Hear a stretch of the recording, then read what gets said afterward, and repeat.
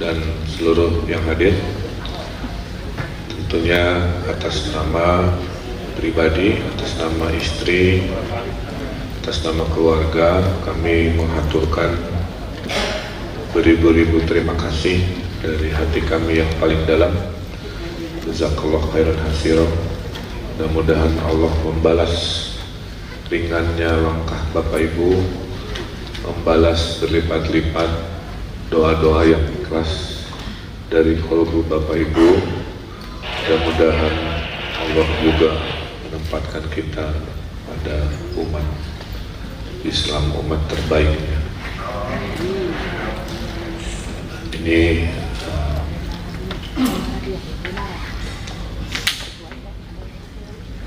pengantar pertama saya selama kejadian, jadi mohon maaf kalau mungkin agak tergata-gata.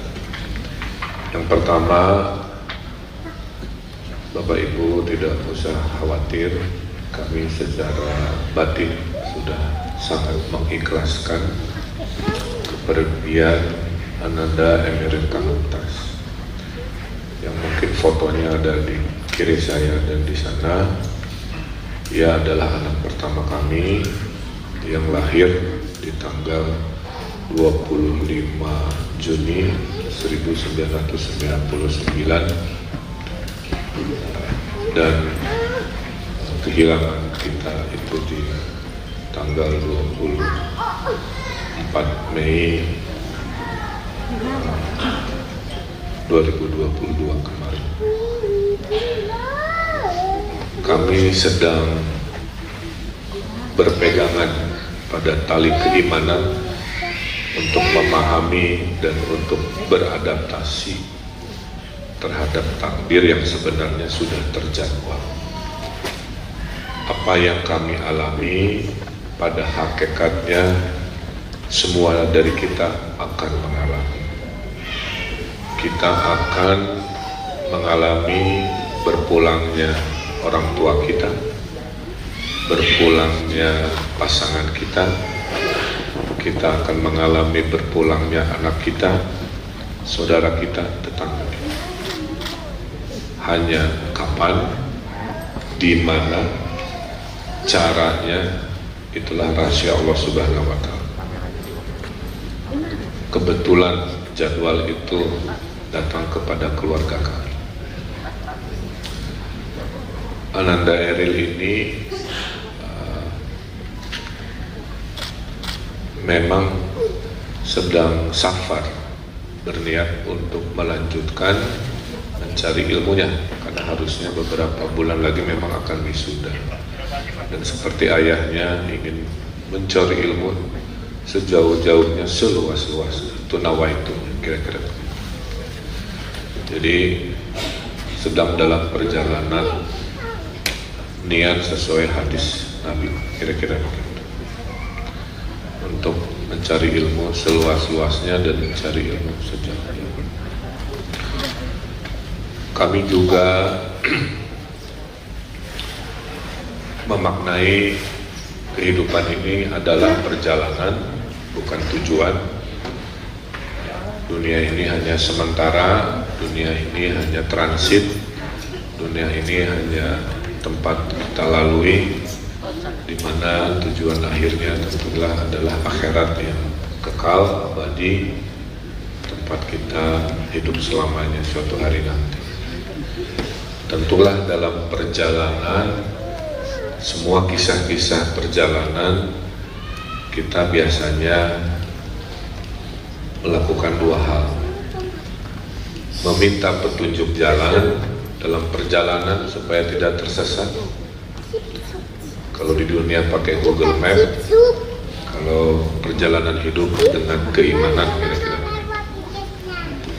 Yang kedua, kalau perjalanan tentu butuh bekal. Kalau dalam keduniaan bekalnya adalah makanan, kalau dalam syariat perjalanan hidup bekalnya adalah amal ibadah kita, kebaikan-kebaikan kita, itu yang menjadi bekal perjalanan. Dan memaknai umur, Bapak Ibu, dalam pandangan saya ada dua cara. Satu, menilai umur seperti yang biasa kita lakukan, yaitu dengan umur biologis, berhitung dengan bulan, berhitung dengan tahun. Ada yang menyebut panjang umur karena usia biologisnya bertahun-tahun. Tapi memaknai umur juga dengan seberapa panjang, seberapa luas, seberapa besar kebaikan-kebaikan kita di dunia, itu juga disebut panjang umur. Jadi bisa saja usianya hanya 23 tahun, tapi bagi saya di mata ayahnya ia sangat panjang umur, karena saya menjadi saksi di usia belianya memimpin organisasi kemanusiaan, selalu menebarkan kebahagiaan, tidak pernah sedih selama hidupnya, menjadi cahaya dan selalu melindungi setiap orang yang melaluinya. Jadi pada saat peristiwa pun dia melakukan perlindungan kepada ibunya dengan melarang ibunya ikut untuk mengetes dulu dan lain sebagainya.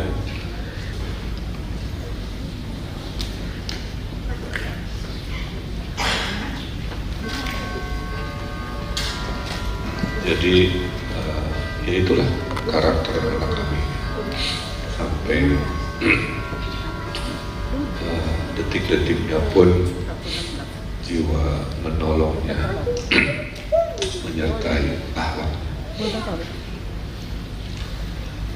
Itulah kami juga awalnya kaget melihat begitu banyak doa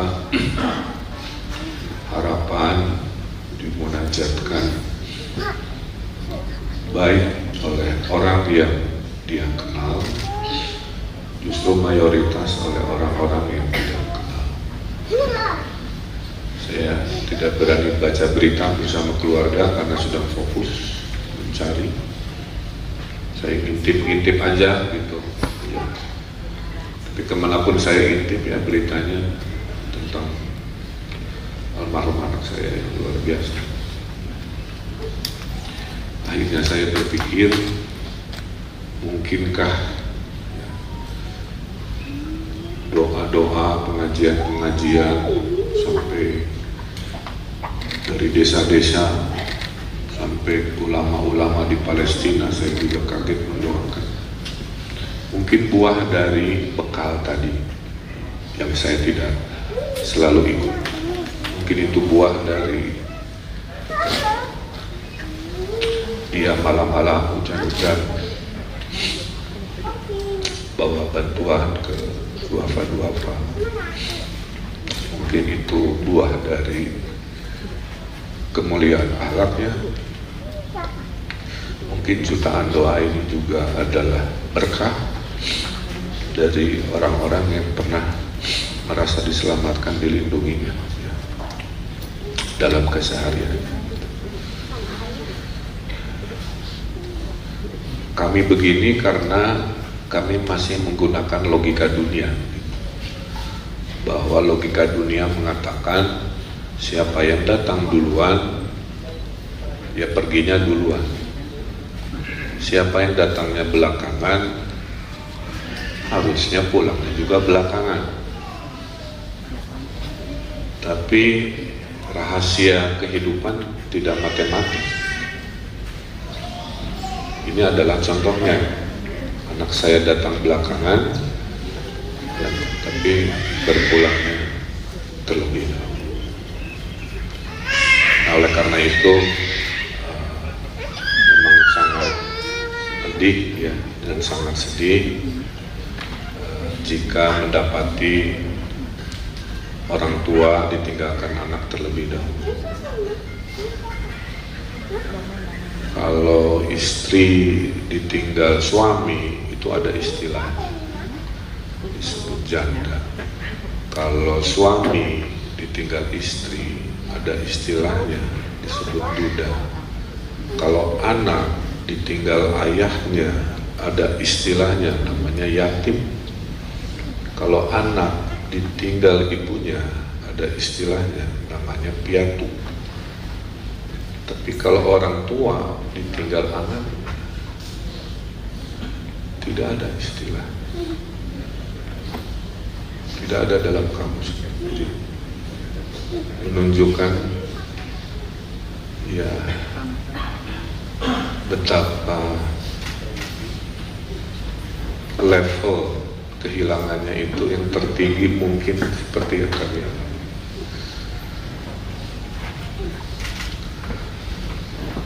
Itu hikmah yang sedang kami hadapi.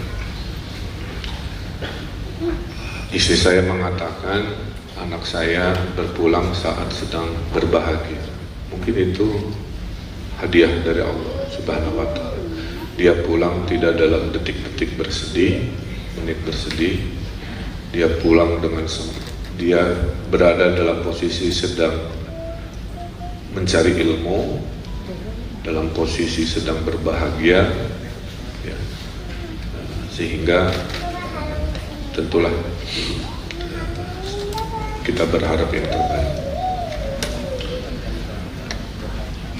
Sungai Are itu sungainya beda dengan sungai-sungai di kita. Kalau di kita, sungai itu sumbernya mata air, jadi sudah hangat-hangat, sedingin-dinginnya masih menghangat. Kalau di sana itu sungainya itu datang dari salju es yang cair. Jadi walaupun cuacanya biru, panas, itu airnya seperti air kulkas kira-kira. Jadi pas kejadian anak kami itu terduga ada kram, karena fisiknya itu lebih tinggi dari saya. Di usia yang lagi bagus-bagus badannya, dia juga hobi berenang, punya lisensi menyelam pula kira-kira. Jadi menurut logika fisik harusnya aman-aman saja. Tapi kita kan tidak pernah tahu ya, makanya itu disebut musibah. Dan dalam syariatnya setiap musibah kita harus menyampaikan innalillahi wa inna ilaihi raji'un. Tidak hanya untuk keberpulangan, innalillahi ini untuk setiap musibah yang kita tidak duga ya. Mau musibah kecil, sedang, besar. Nah, jadi kembali lagi kalau ditanya, kami sudah ikhlas ya. Sebagai seorang ayah yang takdirnya pada saat anak berpulang, saya sedang memimpin umat 50 juta manusia, maka tidak mudah bagi saya untuk membagi waktu. Di satu sisi saya ayah dari seorang anak, di sisi lain saya sudah bersumpah mengurusi 50 juta manusia Jawa Barat yang tentunya butuh keputusan-keputusan pemimpin seperti saya. Itulah mungkin ujiannya. Seperti kita sekolah, level ujiannya beda-beda. Mungkin ke saya ujiannya soalnya lebih banyak, lebih sulit ya. Makanya doa saya selalu, ya Allah, saya tidak minta dimudahkan urusan hidup saya, tapi saya minta selalu dikuatkan punggung dan bahu saya, karena pasti akan mendapati ujian-ujian yang akan besar lagi. Tapi hati kami menjadi ringan dengan melihat doa-doa yang dialirkan tadi ya, baik yang terekam beritanya maupun yang tidak terlihat, maupun di hati masing-masing yang ya mungkin terkoneksi karena apa yang kami alami sangat berhubungan mungkin dengan keseharian juga para orang tua kira-kira begitu. sesuai syariatnya kami berikhtiar. Saya tiap hari selama 7 hari jalan kaki 5 kilo, 8 kilo menyusuri sungai itu, berharap bisa segera bertemu. Namun standar hukum di negara itu adalah 7 hari pencarian intensif. Setelah itu pencarian rutin, status hari ini. Nanti status hukumnya itu 1 tahun, baru dinyatakan sudah tidak eksis lagi atau bagaimana. Tapi secara syariat, karena kita sudah ikhlas, kita melaksanakan apa yang kita laksanakan, melaksanakan sholat gaib. Kalau setelah sholat gaib berkat doa-doa kita ada takdir lain, maka syariat akan mengikuti. Karena sholat gaib ini fardu kifayah, yang artinya adalah doa. Mendoakan itu bisa oleh siapa saja, bisa diwakilkan oleh siapa saja. Jadi kesimpulannya, walaupun kita sudah melakukan seperti ini, proses ikhtiar pencarian itu akan terus kami lakukan sampai batas waktu yang tidak ditentukan. Makanya harapan kami, kalau Bapak Ibu masih ada keikhlasan, kalau masih ingat, teruslah berdoa sampai takdirnya afdol seperti yang kita harapkan, kira-kira begitu. Dan terakhir dari saya, akhirnya saya menyadari bahwa bumi Allah ini sangat luas. Jadi tidak perlu merisaukan kita lahir di mana dan kita harus berpulang di mana. Semua itu adalah bumi milik Allah Subhanahu wa Ta'ala. Tidak harus dibatasi oleh wilayah politik negara, wilayah paspor dan sebagainya. Dimanapun adalah bumi Allah Subhanahu wa Ta'ala. Jadi anak saya lahir waktu kami juga sedang mengembara, lahir di New York, ya, dalam keadaan sulit dulu. Ya, saya ada masalah dan sebagainya, tapi alhamdulillah bisa lahir dengan selamat dan berpulang di negeri orang yang tadinya asing gitu ya, tapi dengan syariat bahwa semua bukit, gunung, laut, sungai adalah bumi Allah, maka kami pun pada dasarnya tenang, tidak usah memaksakan diri harus bagaimana. Nah, itu mungkin kronologis isi hati kami dan permohonan kami.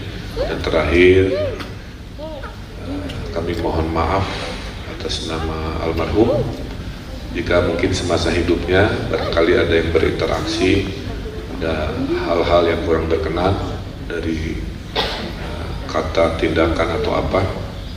Dengan keikhlasan Bapak Ibu memaafkan, mungkin meringankan, karena sekarang kami meyakini anak kami sudah berada dalam perlindungan pemiliknya, Allah Subhanahu wa Ta'ala, dengan cara terbaiknya, dengan kesolehan dan akhlaknya, dan doa-doa kita insya Allah menjadi penerang dimanapun ia saat ini sedang berada. Saya kira itu. Sekali lagi jazakallah khair katsira atas segala kehadirannya, dan tentunya atas nama keluarga kami mohon dibimbing doa oleh Ustadz Adi Hidayat yang sudah hadir. Mudah-mudahan doa yang dibimbing oleh Al-Ustadz Adi Hidayat bisa meringankan rohnya, jasadnya, dan juga meringankan kami yang sudah ikhlas, seikhlas-ikhlasnya melepas kepergian hamba Allah yang dititipkan kepada kami. Karena pada dasarnya anak kita itu titipan. Pada saat pemiliknya meminta, tentu sebagai tempat penitipan, walaupun berat kita harus ikhlas mengembalikan kepada pemilik. Itu saja yang bisa saya sampaikan. Kurang lebihnya mohon maaf. Allahumma muwaffiq ila aqwamit thoriq. Billahi taufiq wal hidayah. Wassalamualaikum warahmatullahi wabarakatuh.